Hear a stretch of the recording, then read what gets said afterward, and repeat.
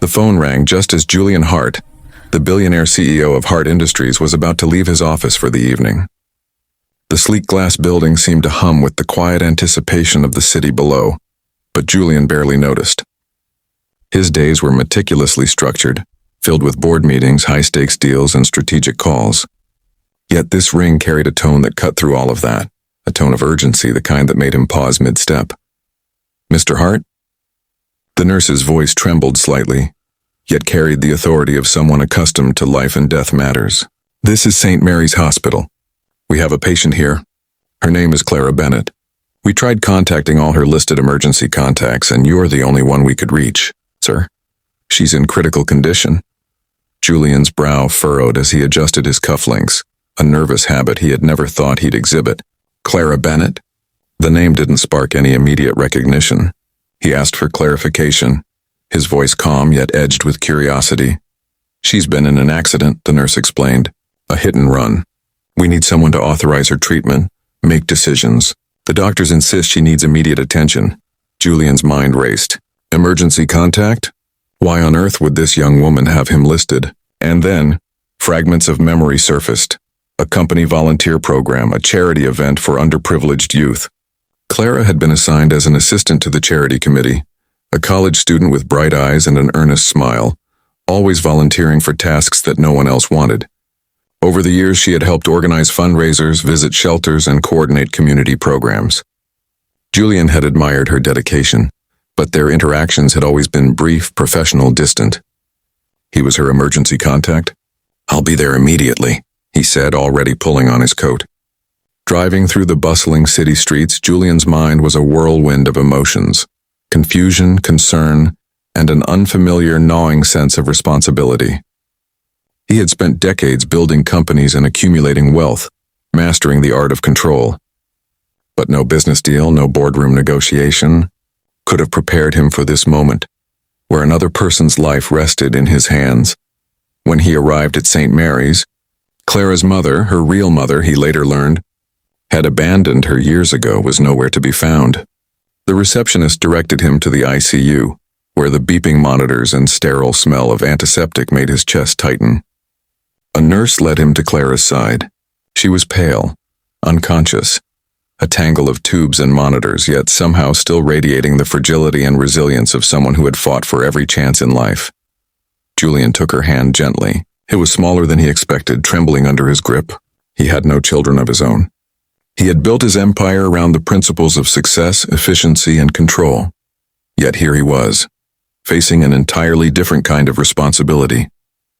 A part of him, the part that had been numbed by boardroom victories and quarterly profits, stirred, awakened by the gravity of this young woman's vulnerability.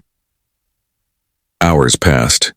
Julian remained at Clara's side, reading to her softly from a book he hadn't touched since college, recounting stories about the city she loved, about ordinary acts of kindness, about hope. He whispered encouragement, shared laughter, and sometimes sat in silence, letting the steady rhythm of the ICU lull him into reflection. For the first time in years, Julian realized that life wasn't measured in contracts signed or deals closed. It was measured in the quiet, unseen moments where human connection could make all the difference. Then, just as the night seemed endless, Clara stirred. Her eyelids fluttered, and a weak smile broke across her face. "Mr. Hart?"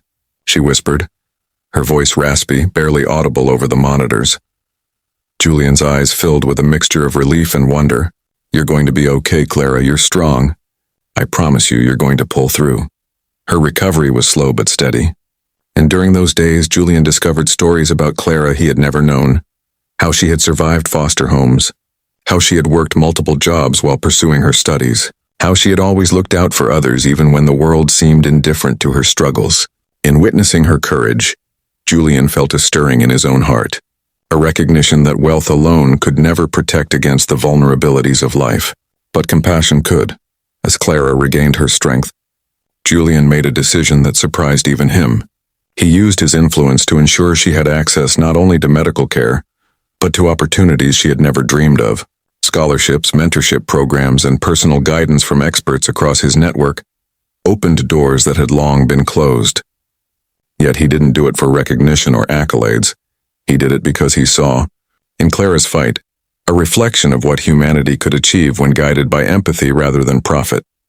One evening, months after the accident, Julian and Clara sat on a park bench overlooking the city skyline, the sun dipping below the horizon in hues of gold and rose. She leaned back, breathing in the crisp air, and smiled. "I don't know how to thank you," she said, her voice steady, her eyes glistening with gratitude. Julian shook his head gently. "You don't need to thank me, Clara. You've done everything yourself. I only helped you see it." She turned to him, a question in her gaze. "Why me? You didn't even know me well." He thought for a moment, then smiled softly. "Because sometimes the people who seem insignificant in the grand scheme of the world are the ones who remind us why it matters. You reminded me what it means to care. That's why." In that moment, Julian understood that true wealth wasn't measured by the zeros in a bank account or the grandeur of an office. It was measured by the lives touched, the compassion extended, and the courage to act when someone else needed you most. Clara's survival, her resilience, her very presence had transformed him in ways no business achievement ever could. Word of Julian's involvement in Clara's recovery spread quietly, not through headlines or press releases, but through the lives of the people they helped together. Others, inspired by their story, began volunteering, donating, mentoring, and reaching out to those in need. A ripple effect of kindness took hold in the city, small acts growing into something larger than anyone could have predicted. Years later, Clara would remember the night of the accident, not just as a terrifying moment, but as the night her life had changed forever. Not because she was rescued by wealth or status, but because someone saw her humanity, took responsibility without hesitation, and offered a hand when the world seemed to have none to spare. Julian, on his part, carried the lesson with him through the rest of his life. In the quiet moments when the city hummed below and the glow of his office lights reflected off the glass walls, he thought of Clara's smile and the fragile grip of human connection. He had learned that a single act of compassion, taken in a moment of uncertainty, could ripple into a lifetime of change, not just for the person saved, but for the one who dared to care. The story of the billionaire CEO who answered a call in the middle of the night became a quiet testament to the power of selflessness, the enduring strength of kindness, and the unexpected ways life can remind us of what truly matters. And for Julian and Clara, it became a bond unbroken by time, a reminder that hope, courage, and empathy are the richest treasures any of us can hold.